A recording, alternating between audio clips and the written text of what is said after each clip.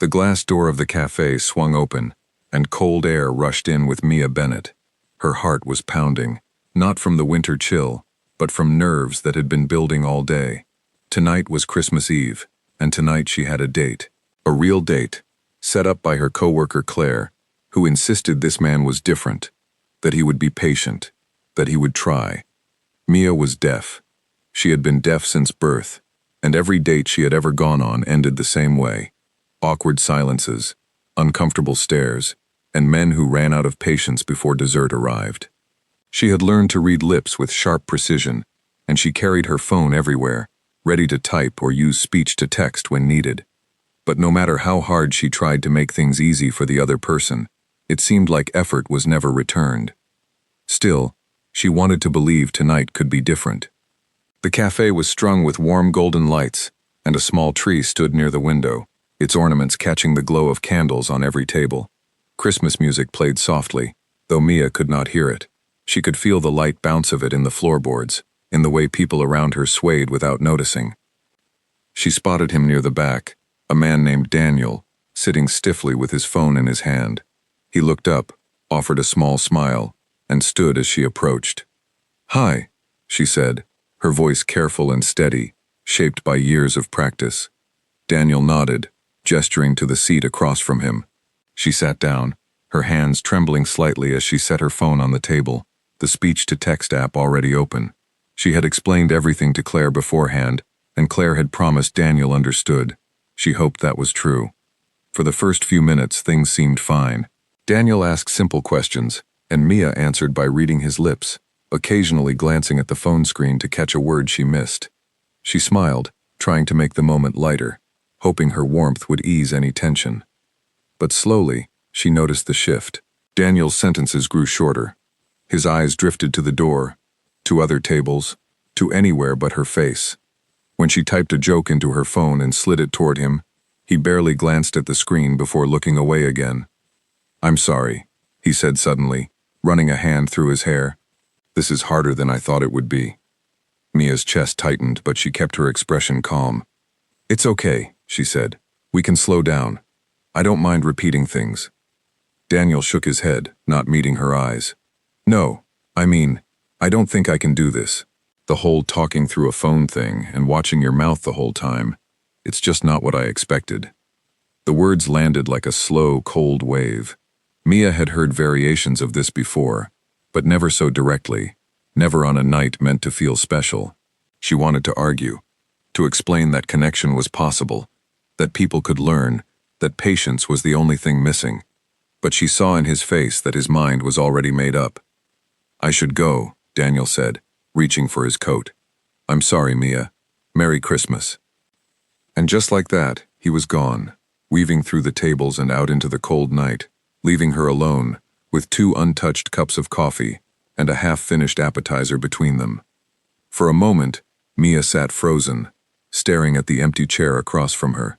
The warm lights of the cafe suddenly felt harsh, exposing. She could feel eyes on her, imagined or real, and her cheeks burned with embarrassment. She wanted to disappear, to slip out unnoticed, but her legs felt too heavy to move. She thought about grabbing her coat and rushing home, hiding under blankets until the holiday passed. But something stubborn inside her refused to let this night defeat her completely. She had come here dressed nicely, hopeful, brave. She would not let one man's discomfort steal that from her. So she stayed. She picked up her fork and took a slow bite of food she could no longer taste. She sipped her coffee, letting the warmth ground her. Around her, the cafe buzzed with holiday cheer, families laughing, couples holding hands, children pointing at the twinkling tree. It all felt distant, like watching life through glass. Mia blinked back tears, refusing to let them fall in public. She was stronger than this moment. She reminded herself of every challenge she had already overcome, every person who had doubted her, every time she had proven that being deaf did not mean being broken. But loneliness has a way of settling deep, especially on a night built for togetherness. She stared down at her plate, trying to steady her breathing, trying to hold on to the last thread of composure she had left.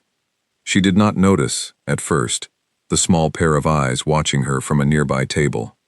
A little girl, no older than 8, sat with her family near the window.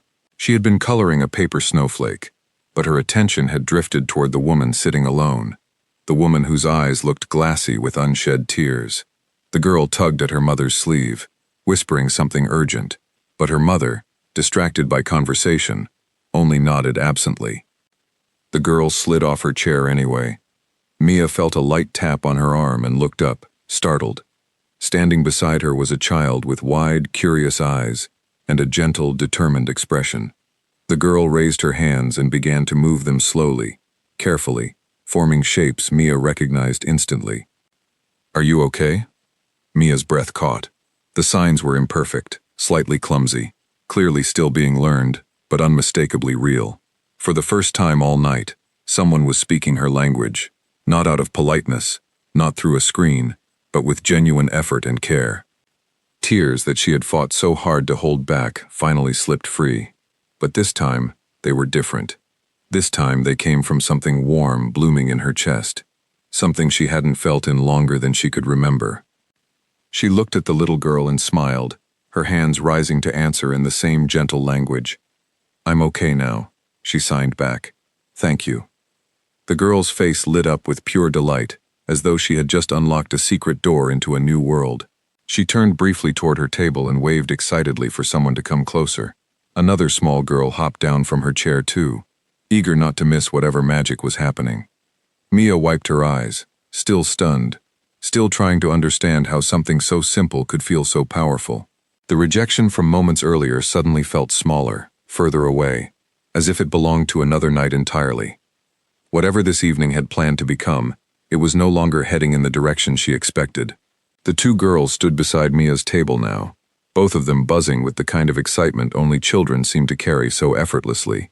The younger one, still holding a half-finished paper snowflake, tilted her head and studied Mia with wide, curious eyes. "She talks with her hands," the older girl whispered to her sister, as if sharing the most wonderful secret in the world, "just like Miss Carter taught us." Mia smiled, wiping the last traces of tears from her cheeks. She lifted her hands again, slower this time, wanting to make sure both girls could follow. "What are your names?" she signed, mouthing the words gently at the same time, a habit she had built over years of bridging two worlds. The older girl beamed and pointed to herself. "I'm Lily," she said aloud, then attempted the sign for her name, fingers curling awkwardly but with clear determination. Her sister giggled and copied the motion. "I'm Grace," the younger one added, proudly holding up 5 fingers in an attempt to spell her name, though only managing the first letter correctly. Mia laughed softly, a real laugh this time, warm and unguarded. She reached for her phone, not to type, but simply to set it aside, no longer needed as urgently as before. For once, someone was meeting her exactly where she was. "Where did you learn sign language?" she asked, careful to keep her mouth visible so the girls could read her lips if the signs moved too fast for them to catch. Lily shifted excitedly. "At school," she explained. "There's a girl in my class named Beth. She's deaf too. She's my best friend. Her mom comes and teaches us signs sometimes, so we can all talk to Beth without her feeling left out." The words settled over Mia like a warm blanket. A classroom full of children, learning patience and empathy, before they even fully understood what those words meant. It was such a small thing, and yet it had traveled all the way across a busy cafe to find her on the loneliest night of the year. "That's amazing," Mia signed and said together. "You're both very good at this." Grace puffed out her chest proudly. "I know more," she declared, and began rapidly signing a string of words that barely resembled anything recognizable, though her enthusiasm more than made up for her accuracy. Mia laughed again, unable to hold it back. From their table near the window, the girls' parents finally noticed the empty seats. A man and woman rose quickly, weaving through the cafe with mild panic on their faces, until they spotted their daughters standing beside a stranger's table, hands moving animatedly through the air. "Lily, Grace, I'm so sorry," the mother said, hurrying over. "I hope they didn't bother you." "Not at all," Mia said, smiling warmly. "They were the best part of my night, honestly." The mother's expression softened with visible relief, though a flicker of embarrassment still lingered. "I'm Paula," she introduced herself, extending a hand. "This is my husband, Kevin.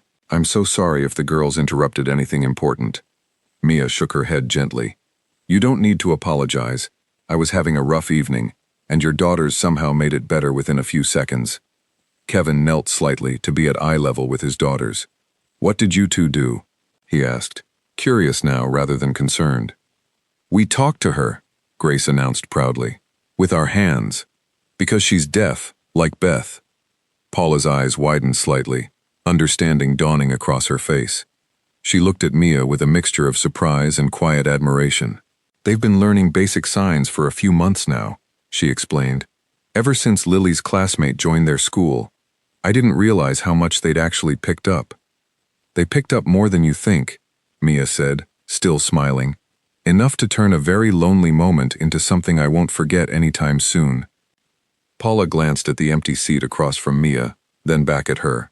A gentle, understanding look crossing her face, the kind shared silently between women who recognized disappointment without needing details. Would you like to join us? Paula offered suddenly. We have room, and it's Christmas Eve. Nobody should sit alone tonight. Mia hesitated for a brief moment, old habits of politely declining rising instinctively. But something about the warmth radiating from this family, something about the earnest excitement still glowing on the girls' faces, made her want to say yes. I'd like that, she said finally. Thank you. The girls cheered immediately, each grabbing one of Mia's hands and practically pulling her toward their table. Kevin chuckled, shaking his head as he carried over Mia's coat and untouched coffee cup. At the new table, the atmosphere shifted entirely. Mia sat between Lily and Grace, who seemed determined to teach her every sign they knew, even the ones they clearly invented on the spot. Paula and Kevin watched with quiet amusement, occasionally jumping in to ask Mia questions, patiently waiting for her to read their lips or glance at her phone when a word needed clarifying. Where did you grow up? Kevin asked, making sure to face her directly, something Daniel had never once managed to do. Not far from here, actually, Mia answered. I went to a school for the deaf about an hour away, but my family always lived close to the city. Was it hard? Paula asked gently, growing up deaf around people who mostly aren't. Mia considered the question carefully. Sometimes, she admitted, especially moments like tonight, when people run out of patience quickly. But then there are moments like this, when strangers choose kindness without needing a reason. Those moments make the hard ones worth it. Lily, only half listening to the adult conversation, tugged on Mia's sleeve again. Can you teach us more signs? She asked eagerly. Like for Christmas things. Mia's heart warmed instantly. Of course, she said, raising her hands. Let's start with the sign for Christmas. She demonstrated slowly, guiding Lily's small hands into the correct shape, then repeating the motion herself so both girls could mirror her. Grace attempted it several times, giggling each time she got it slightly wrong, undeterred by her mistakes. Now tree, Mia signed, pointing toward the small Christmas tree glowing near the window. Both girls copied eagerly, their small hands rising and twisting in imitation. Paula pulled out her phone, not to distract herself but to record a short video of her daughter's learning, her eyes glistening slightly with quiet emotion. Kevin watched with a soft smile, occasionally attempting the signs himself, earning delighted laughter from his daughters whenever he got one wrong. As the evening stretched on, more of the cafe seemed to notice the joyful energy radiating from their table. A young waiter named Ben, who had been quietly refilling water glasses nearby, paused to watch the exchange, clearly moved by what he was witnessing. He approached the table with a warm smile. This is honestly the nicest thing I've seen all season, he said, addressing Mia directly, taking care to face her fully. Can I get you all anything? Dessert is on the house tonight. Mia laughed, surprised by the unexpected generosity. That's very kind, she said. Thank you. As Ben walked away to fetch dessert menus, Mia glanced around the cafe, noticing subtle changes in the atmosphere. A few nearby tables had been watching quietly, some smiling, some whispering warmly to one another. The heavy loneliness she had carried into this cafe hours earlier felt like a distant memory now, replaced by something lighter, something she hadn't expected to find on a night that had started so painfully. Grace, ever curious, tapped Mia's arm again. Can you hear anything at all? She asked innocently, tilting her head. Mia smiled gently, appreciating the honesty only children seem capable of offering without hesitation. I feel vibrations sometimes, she explained, like music with a strong beat, or when someone stomps really hard, but I can't hear voices or most sounds the way you do. Grace considered this seriously for a moment. That's okay, she said matter-of-factly. You talk really good with your hands anyway. Mia laughed, touched by the simple, unfiltered kindness of a child's perspective. There was no pity in Grace's tone, no discomfort, only genuine acceptance. Lily, meanwhile, had grabbed a napkin and was attempting to draw the signs she had just learned, labeling each small stick figure hand shape with careful, childish handwriting. I'm going to remember all of these, she declared proudly. So I can teach Beth I learned new signs too. Mia watched the two sisters with quiet amazement, marveling at how effortlessly kindness seemed to flow from them, unburdened by the awkwardness or hesitation so many adults carried. She thought of Daniel's discomfort, his inability to look past the extra effort required to communicate with her, and compared it to these two young girls who saw the challenge not as a burden, but as an exciting opportunity to connect. As dessert arrived, warm slices of chocolate cake with small candy canes perched on top, the table buzzed with laughter and conversation, both spoken and signed. Kevin attempted another sign, this time for cake, earning enthusiastic applause from his daughters when he finally got it right. Paula turned to Mia, her expression thoughtful. I hope tonight didn't feel too overwhelming, she said carefully. The girls can be a lot sometimes. Mia shook her head firmly. Tonight has been the best part of my week, honestly, she admitted. I came here expecting to feel invisible. Instead, I feel like I actually got to be seen. Paula reached over and gently squeezed Mia's hand, a small gesture that carried more warmth than words ever could. Outside, snow had begun to fall gently, catching the golden light of the cafe windows. Families continued arriving and leaving, the holiday spirit thick in the air, but at their table, something quieter and more meaningful was unfolding, a connection built not from grand gestures, but from small, genuine efforts to understand one another. Mia glanced at Lily and Grace, still practicing their signs with determined enthusiasm, and felt something settle deeply within her, a reminder that kindness often arrives in the most unexpected forms, sometimes not from the person you hoped would show up, but from someone entirely unplanned. The night was far from over, but already, it had transformed into something Mia knew she would carry with her for a very long time. As the evening deepened, the cafe began thinning out, families gathering coats and children, waving cheerful goodbyes to one another as they stepped into the softly falling snow outside. Yet at Mia's table, no one seemed eager to leave. The warmth of connection held them together, stronger than the pull of the late hour. Lily had claimed the seat directly beside Mia now, her small notebook of hand-drawn signs growing with each passing minute.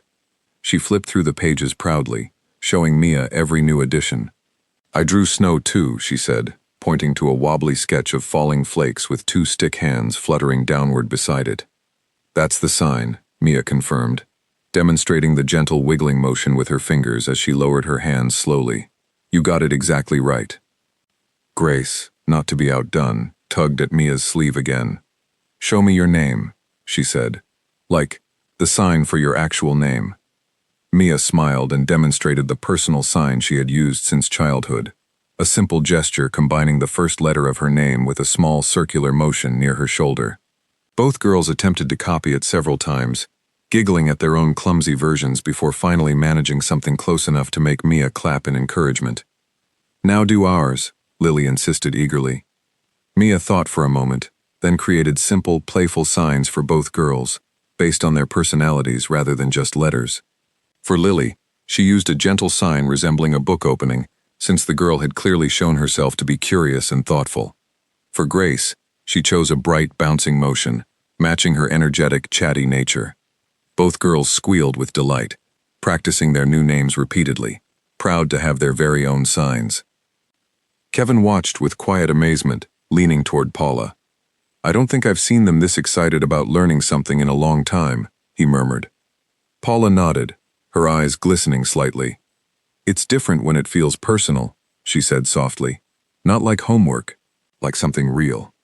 As dessert plates were cleared away, Ben returned to check on the table, still visibly moved by the warmth radiating from their little corner of the cafe. "I don't usually do this," he said, glancing toward Mia. "But would you mind if I asked you something?" Mia nodded, curious. "How did you learn to read lips so well?" Ben asked. "I mean, you've understood almost everything tonight without needing your phone much." Mia smiled, appreciating the genuine curiosity rather than discomfort. "Years of practice," she explained. "I started learning as a child, alongside sign language. It's not perfect. Some words look identical on the lips, so context matters a lot. But most of tonight has been easy, because everyone at this table has been facing me directly and speaking clearly. That makes a huge difference." Ben nodded thoughtfully. "That's something I never really thought about before," he admitted. "I'll remember that." As he walked away, Paula turned to Mia with a curious expression. "Can I ask you something personal?" she said carefully. "You don't have to answer if it's too much." "Go ahead," Mia said. "Was tonight your first date since experiences like earlier?" Paula asked gently. Mia exhaled slowly, considering how honest to be. "No," she admitted. "It's happened before, more times than I'd like to admit. People seem excited at first, curious even, but the moment real effort is required, patience runs out quickly. Tonight wasn't unusual, unfortunately. What's unusual is what happened after." Kevin's expression softened with quiet understanding. "I'm sorry people have made you feel that way," he said sincerely. "You deserve patience, not pity." Mia felt a lump rise in her throat, touched deeply by the simple sincerity of his words. "Thank you," she managed. "That means more than you probably realize." Grace, sensing the shift in mood, reached over and patted Mia's hand gently, her small face serious for a rare moment. "We like talking to you," she said simply. "It's not hard. It's fun." Mia laughed softly through unexpected emotion, wiping at her eyes again, though this time the tears felt entirely different from the ones shed earlier that night. "You know," Paula said thoughtfully, "Lily's friend Beth has mentioned before how tiring it can be, constantly explaining things to people, constantly hoping someone will make an effort. I think tonight, without meaning to, my girls gave you a small piece of that effort back." Mia nodded, unable to find words adequate enough to express what the evening had truly meant to her. Instead, she reached for her phone, opening a note, and typed a message before turning the screen toward the family. "Thank you for reminding me that connection doesn't require perfect communication, just genuine effort and patience. Tonight changed something in me." Paula read the message aloud softly for Kevin, both of their eyes glistening with quiet emotion. Lily leaned over to read it too, her small face scrunching in concentration as she sounded out the bigger words. "What's connection mean?" she asked curiously. Mia smiled, signing the word gently as she explained.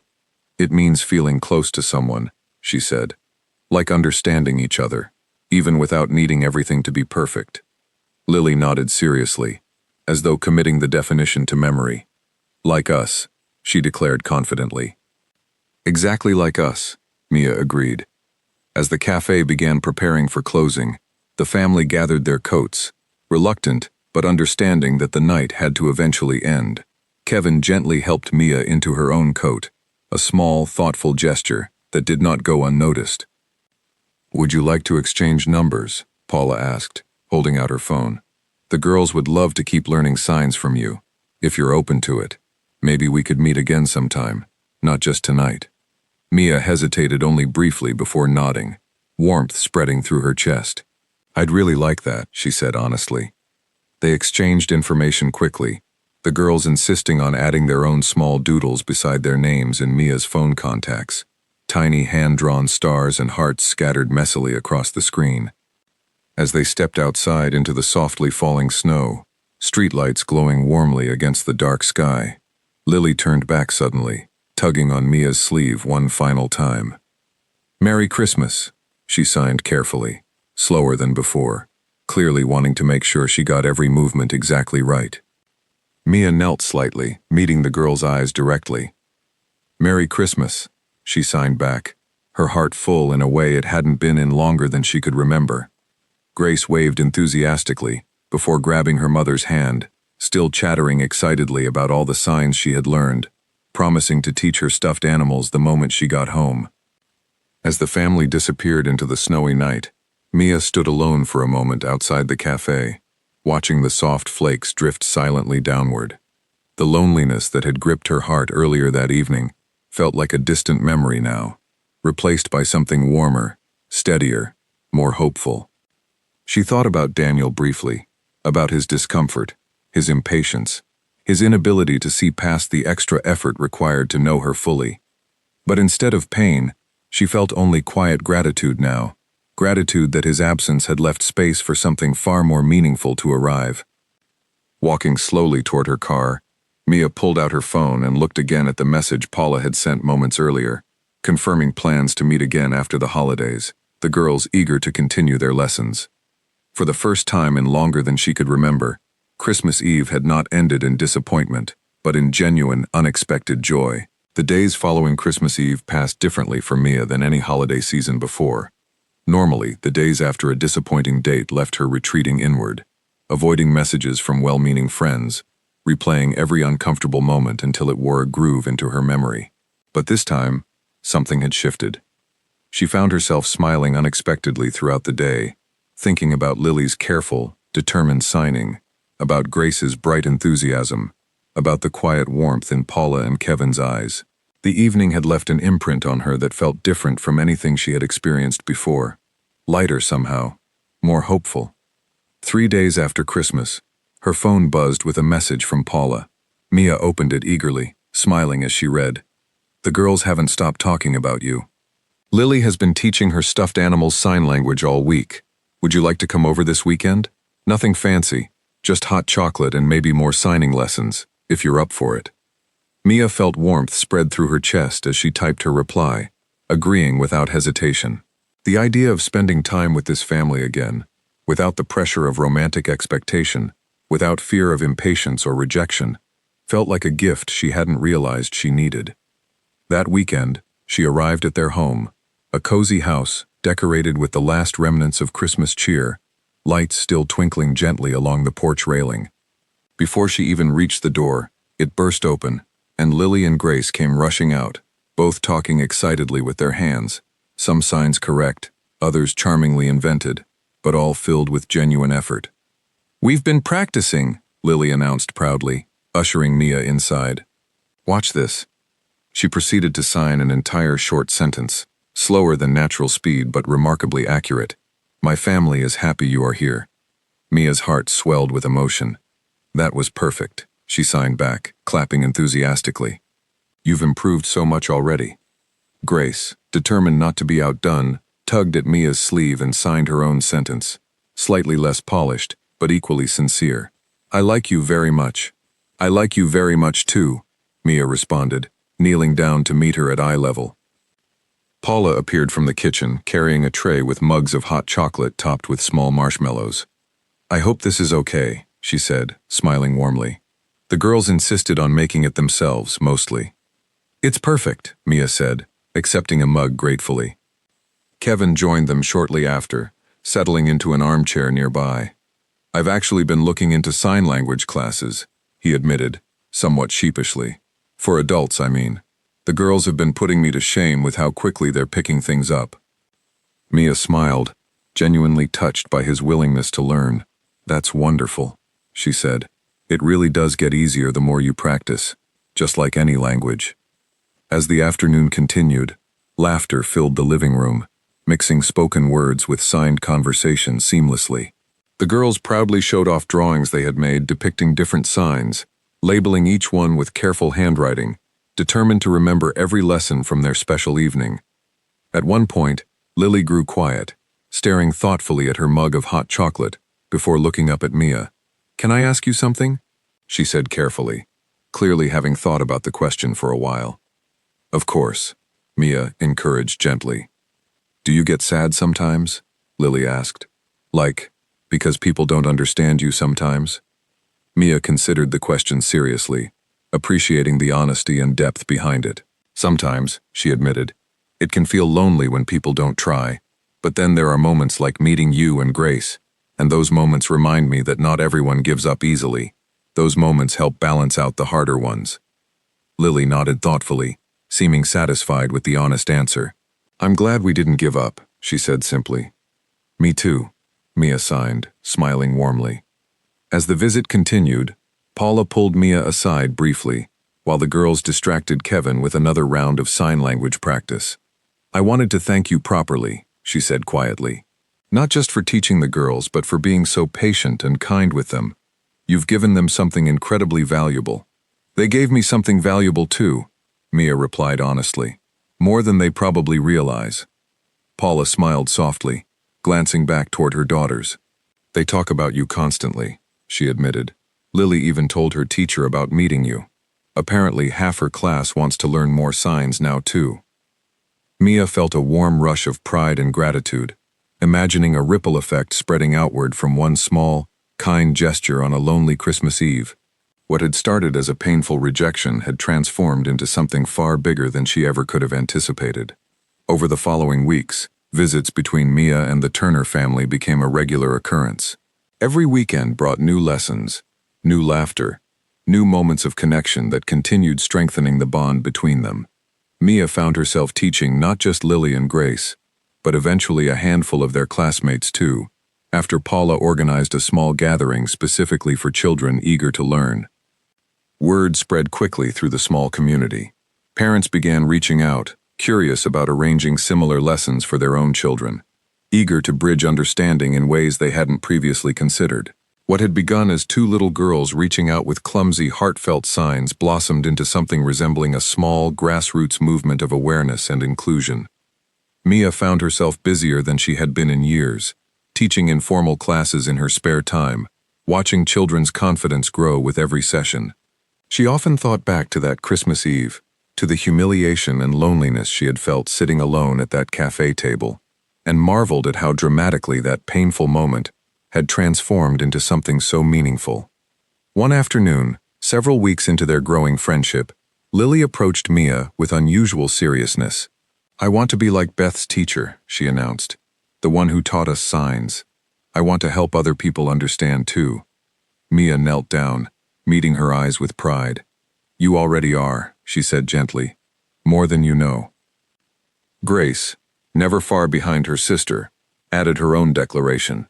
"I want to help too," she insisted, "even though I'm still learning." "Helping doesn't require being perfect," Mia reminded them both.